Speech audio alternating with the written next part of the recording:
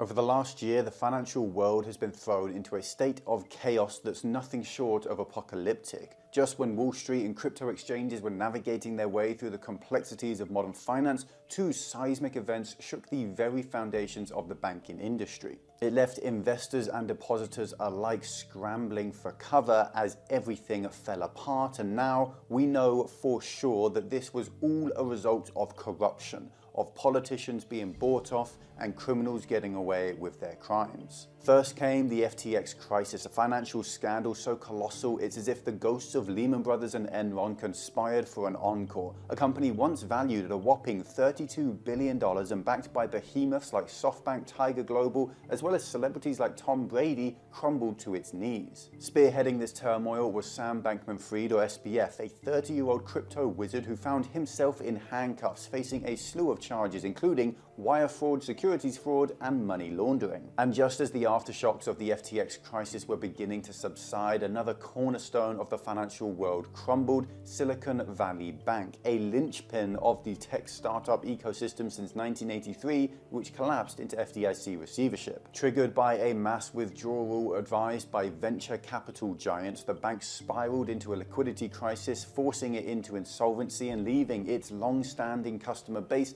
in a state of disarray. And of course, then a number of other banks followed in the same footsteps, collapsing as well. The FTX and SVB collapses have not just been financial calamities, they've been PR nightmares that have sent the media into a frenzy. The FTX crisis not only led to the arrest of SBF, but also exposed a tangled web of financial instruments that were manipulated to the detriment of millions of innocent people. And the crashing of SVB further fueled that fire, forcing other banks into the same fate and essentially causing a bank bailout from the FDIC, which totally wasn't a bailout, and it also caused smaller banks to pull back on lending, sending economies scrambling to adjust their economic forecasts. And the numbers are jaw-dropping. The FTX crisis led to the total market valuation of cryptocurrencies to fall by more than $1 trillion and over $4 trillion on the traditional finance front. Outraged and petrified customers demanded withdrawals worth $6 billion immediately after the crisis,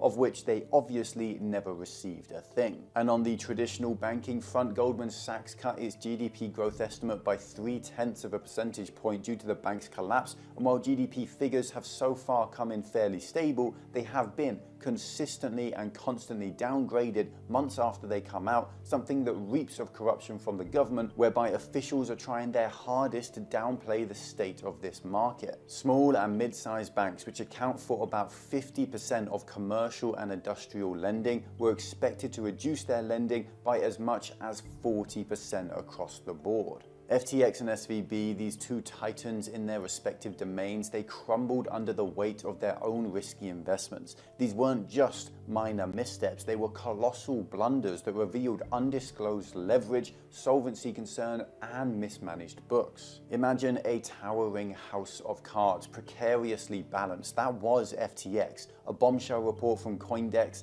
acted as the gust of wind that toppled it all. Alameda Research, an affiliate of FTX, were revealed to have a staggering $5 billion invested into FTT, which is their own native token. No diversification, no hedging, just a high-stakes gamble in their own backyard, which of course made them rich. The market reacted with a panic that saw the value of FTT nosedive by over 80% in a mere 48 hours. Desperate for a lifeline, FTX sought bailout funds, even courting their rival Binance, but after a closer look, Binance backed out, refusing to buy FTX for even a single dollar, leaving them to face the music alone. Almost overnight, the company filed for bankruptcy, disclosing a financial black hole worth more than $50 billion. But for those who used this event to criticize the DeFi world, SVB was no better. Once managing over $200 billion in assets for major VCs like Y Combinator, SVB still met its swift and devastating end, becoming the second largest banking failure in US history.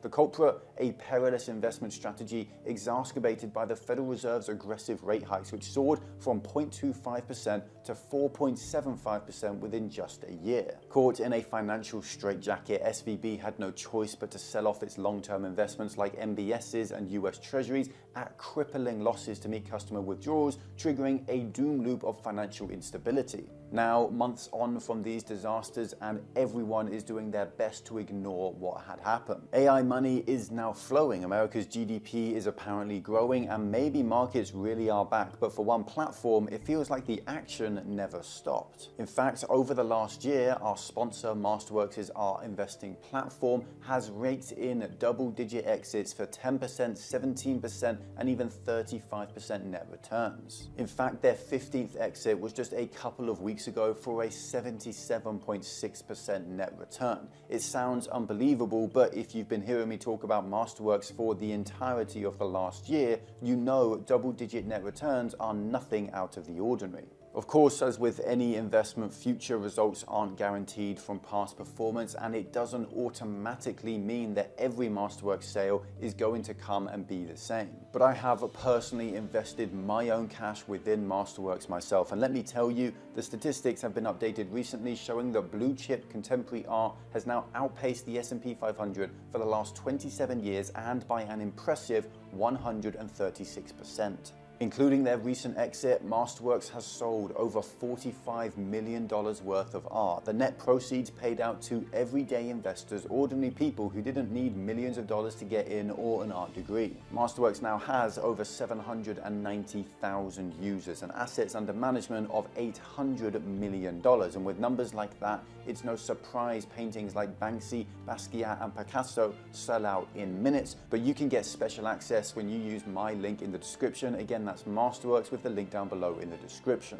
Now, we all know what happened with these financial and crypto collapses. We all know why they happened, and we all know they were both marred by ridiculous levels of corruption, which allowed the elites of the world to play with ordinary people's lives in order to increase their bonuses at the end of the year. To say this was 2008 all over again would not be an overstatement, as it seems this time round, no one is going to see jail time once again. And these catastrophes are not isolated tragedies, but glaring symptoms of a diseased banking system that has learned nothing from its past. The FTX fiasco triggered calls for regulatory corrections for the crypto world, and just when the world thought the system was moving forward towards a cleaner path, SVB's downfall sent smaller banks reevaluating their modus operandi and left regular depositors gasping for air. When you think about it, financial elites and regulators have been playing a high-stakes game of whack-a-mole with the public's trust. After every financial calamity, promises are made, peace is promised, and then very conveniently, the goalposts are shifted. After FTX, they assured us that the system was rock solid, only to later confine the crisis to SVB as if it were a mere isolated incident when that couldn't be further from the truth. And the authorities and our politicians, they chose to just outright ignore the other banking collapses that followed SVB, not only in America, but when in Europe as well, and they even ignored the pension fund crisis in the UK. To believe the mainstream narrative behind the corrupt cabal at this point is literally to just bury your head in the sand. The banking sector, often viewed as the backbone of the global economy, has been marred by allegations and instances of corruption, and this last 12-month period has proven to millions just how screwed up everything truly is. In the weeks leading up to the catastrophic collapse of SVB, the bank's top brass engaged in actions that can only be described as corrupt to a T. The CEO sold nearly 12,500 shares for $287 each on February the 27th, raking in a staggering $3.6 million. This sale occurred just before the bank's implosion, raising serious questions about whether Becker had foreknowledge of the impending crisis. But the questionable actions didn't stop there either. Becker received compensation valued at roughly $9.9 million in 2022, and on top of that, there were allegations of hefty bonuses being paid out to top executives even as the bank teetered on the edge of disaster. These bonuses were even based on false profits, a financial sleight of hand that involved not booking bond losses as real things, so it seemed like the bank was profitable when in reality it was losing billions. And the bank was fully aware that its off-the-book losses were into the billions, but they continued with their strategy anyway because their books technically said they were profitable, so they knew they could get millions in bonuses, and that's exactly what they did. They gambled with their customers' money. They lost that money, they hid the losses from their customers, and then they took their customers' money out as bonuses for doing such a great job.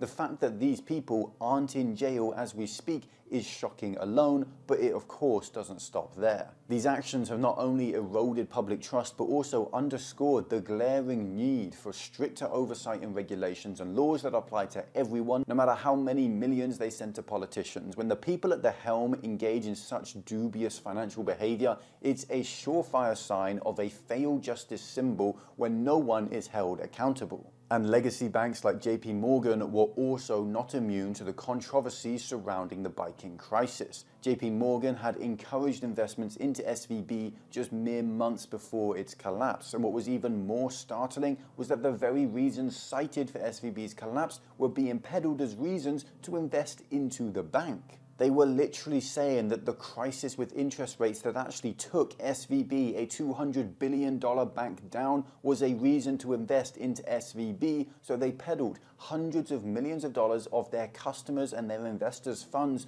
towards a volcano about to erupt, all because it served their financial interests. And all of that is still not even the tip of the iceberg with respect to financial crimes and corruption, what's gone down in recent times. In the shadowy prelude to the SVB debacle, the FTX crisis was already a swirling vortex of controversy, further muddied by allegations of corruption and political maneuvering, which at this point aren't even just allegations, but just plain simple fact. Accusations of corrupt practices and wielding political influence to gain favorable treatment added another layer of complexity to an already convoluted situation. This raised the stakes significantly, turning what was initially a financial crisis into a full-blown ethical and political quagmire. SBF is now a name that has become synonymous with scandal and corruption. According to a detailed indictment filed by the US Department of Justice, SBF siphoned off a staggering $100 million from FTX customer funds purely for political purposes, as it was forced into the pockets of those in charge. The indictment even stated that he leveraged this influence in turn to lobby Congress and regulatory agencies, and that's not even including the billions he stole from customers to invest into his own crypto Ponzi FTT, which forced the price up, making him billions in profit as well. And of course, when it all fell apart, those billions were simply nowhere to be seen, now being distributed across random island nations all across the world, where they will never be seen by us again, except for when they're used to buy SBF a new yacht, a new jet, or maybe even an island of his own. But the indictment didn't stop at campaign finance violations. Federal prosecutors charged SBF with 7 counts of conspiracy and fraud. The indictment specifically named 2 FTX executives, Nishad Singh and Ryan Salame, as straw donors who were directed by SBF to bypass federal contribution limits, literally breaking the law by bribing politicians. Singh, who was FTX's former engineering chief, pled guilty to fraud and campaign finance violations, admitting that he donated $9.7 million to Democratic candidates and causes. On the other hand, Salame, the former co-CEO of FTX's Bahamian unit, donated more than $24 million to the Republicans, because if you're going to buy your freedom, you want to make sure that you're safe no matter who ends up in power. Despite the overwhelming evidence and the severity of the charges, all legal actions against SBF were abruptly dropped out of nowhere and for no reason. He is without a doubt a criminal, and not only a criminal, but one who stole literally billions of dollars from innocent people who are in the midst of the worst cost of living crisis in our lifetimes, and the authorities just let him go. I know I don't need to spell out the obvious here. The system is corrupt. SBF gave hundreds of millions of dollars away to politicians to get them into power, and then those same politicians, they use their power and influence to ensure that SBF won't go to jail. And this isn't even just me saying this either, or other fringe commentators. Political analyst Mark Thompson speculates that SBF used his considerable wealth to influence the legal outcome of his case, which is a little bit obvious to be honest, but high-profile politicians like Senator John William and Congresswoman Jane Davis have also been mentioned as being influenced by SBF's generous donations,